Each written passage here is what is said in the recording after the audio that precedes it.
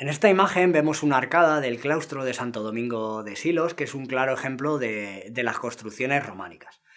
El románico es un movimiento artístico que se desarrolló fundamentalmente entre los siglos XI y XIII en Europa occidental.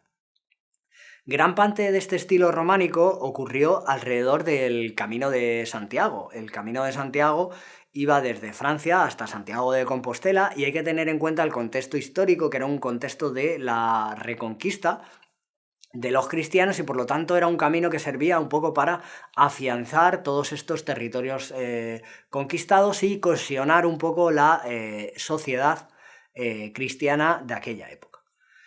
Si vemos las características de este estilo románico, lo primero que me gustaría decir es que puede parecer que la Edad Media es una edad oscura desde el punto de vista de la ciencia, de la tecnología, de la ingeniería, pero vamos a ver cómo el diseño de todas estas estructuras románicas no es tan sencillo como parece, cómo está muy bien pensado y cómo hay detrás unos constructores que sabían muy bien lo que hacían. Una de las características típicas de este estilo románico son estos arcos de medio punto. Aquí vemos los arcos de medio punto, vemos los capiteles cómo están decorados, vemos que las columnas son bastante rectas. Todos estos son características muy típicas del estilo románico. Lo que vamos a ver fundamentalmente en este vídeo son sus características desde el punto de vista estructural. ¿Qué sabían los constructores de estas construcciones románicas para que esos edificios no se vinieran abajo y pudiesen tener ese porte, esa majestuosidad que pueden llegar a tener? Entonces aquí tenemos un ejemplo que es la iglesia de San Martín de Tours en Fromista, y una de las características fundamentales que vamos a ver es que tienen estos contrafuertes que están aquí marcados. Estos contrafuertes vamos a ver qué función estructural cumplen, que es una función bastante precisa. Aquí tenemos otra construcción románica, Nuestra Señora de la Sei, y aquí se ven incluso más claros los contrafuertes. Bueno, pues las dimensiones y las formas de estos contrafuertes están muy bien pensadas y muy bien calculadas y están ahí por un motivo concreto. Para entender esto tenemos que entender cómo funciona un arco de medio punto, en el que tenemos diferentes dovelas y todas estas dovelas están comprimidas entre sí. Llamamos dovela a cada una de las piedras que forman este arco. Y tienen que estar comprimidas entre sí porque estas dovelas no se sujetan mediante ninguna argamasa. Lo que sujeta las piedras es la fuerza de compresión que tienen entre ellas. Esta línea roja que dibujamos es la línea de las fuerzas de empuje, las fuerzas que se van transmitiendo una dovela a la otra. Y como vemos al final acaban en estas flechas negras que son las fuerzas resultantes. Y estas fuerzas negras representan un grave problema porque no son verticales. Si estas fuerzas fuesen verticales, al terminar un arco colocamos una columna, la columna va sobre una cimentación y nuestro problema se ha terminado, porque la columna puede soportar muy bien ese peso vertical. Pero estas flechas negras tienen una componente horizontal. Y esa componente horizontal nos causa muchos quebraderos de cabeza. Porque si ahora colocamos las columnas con esta fuerza horizontal, esas columnas se van a abrir y nuestro arco se va a venir abajo. Por lo tanto, tenemos que encontrar una solución para que esas columnas no se abran. ¿Cuál es la solución? Vamos a prolongar esa línea de empujes hasta la parte inferior, hasta el suelo. ¿Y qué es lo que vemos? Que hay un momento dado en que esa línea de empujes se sale de la columna. Justo en ese punto, la columna va a estar sometida a fuerzas de tracción.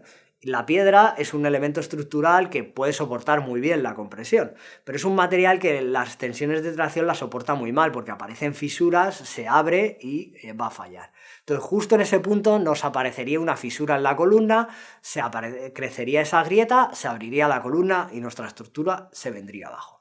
No podemos permitir en ningún caso que la línea de empuje salga fuera.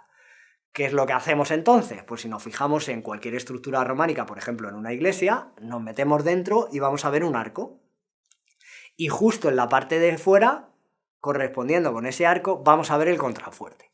Que el contrafuerte cumple exactamente la función de decir, bueno, pues vamos a evitar que la línea de empujes se salga fuera de la columna. ¿Cómo lo hago? Ensanchando la columna. Y tengo un contrafuerte que sale fuera incluso del edificio. Naturalmente, como en la parte de arriba no necesito que sea tan ancho, por eso los contrafuertes tienen esa forma. Simplemente tienen la forma para que la línea de empujes esté siempre dentro del contrafuerte. Eso lo vemos ahí en cualquier contrafuerte que podamos ver, vemos que tiene siempre esa forma. En la parte de arriba es más estrecho que en la parte de abajo, precisamente para ir siguiendo un poco la línea de empujes. Esto hace que podamos hacer estas estructuras que resistan todas las cargas, pero aún así tenemos estructuras que son muy macizas, son muy gruesas. Los muros, como podemos ver en esta puerta de un arco con forma de arco de medio punto, son muy gruesos. Esto va a formar parte de las características del románico. Es una estructura que es muy maciza, muy gruesa y por lo tanto dentro va a ser bastante oscuro. Otra característica que vemos en este arco, aparte del grosor de los muros, es que, como veis, todo está decorado. Toda la parte de piedra, los capiteles, incluso este arco y muchas paredes, están decoradas y están talladas.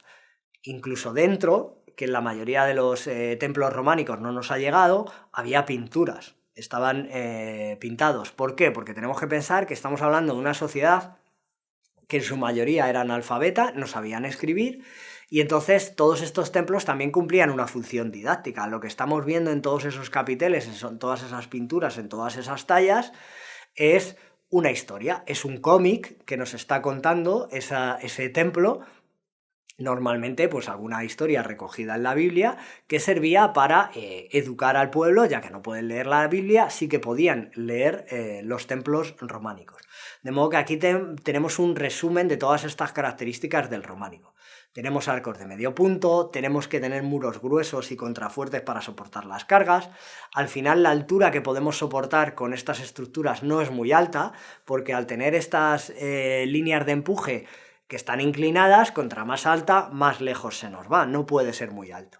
Hemos dicho que era didáctico, tenemos poca luz y está ambientado en un mundo muy rural y se aplica fundamentalmente a iglesias y castillos. Vamos a ver cómo todas estas características van a cambiar cuando nos vayamos al gótico, que también es en la Edad Media, pero ya estamos hablando de finales de la Edad Media.